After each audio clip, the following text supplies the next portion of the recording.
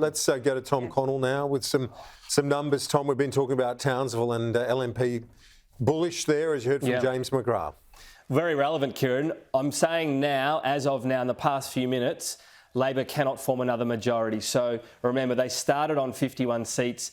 5 net loss would mean they would no longer have a majority. If we look at their losses so far, these are the 4 they're going to lose already. So that gets them only 1 away. It is worth pointing out, we're actually going to gain a couple at this stage.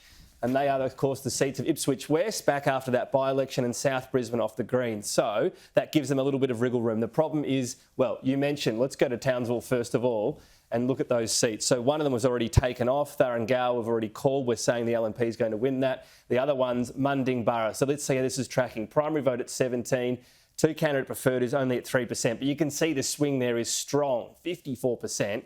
Look, it's very unlikely they get overrun from there. And when we go to the other seat that's up for grabs here in Townsville, because we took Thuringowa off already, more of the count, 25% of the count. As you can see here, the big concern in all these seats was what would KAP do? Well, nowhere near enough. KAP is going to preference the LNP. Yes, the Greens help out Labor, but you can see there it's going to be enough of a lead. In fact, let's make sure we're getting the right figure there, and you can see a solid swing towards the LNP. What the crucial element is, what's the vote to come? It's that pre-poll that has favoured, this is the increasing trend in Australian elections, favours the LNP. So there you go, you can put a couple more seats in there, and then at that point you're at the threshold of will Labor lose a single other seat in the entire election? Because once they do, that's when they've lost their majority. That's when we come to what we always knew would be crucial, the Sunshine Coast and some of these smaller margin seats. Let's take a look, for example, at the seat of Nicklin, 21% of the primary now. So we're getting pretty well established. We're seeing a swing against both of them here, but a big pickup for Legal Cannabis Canberra.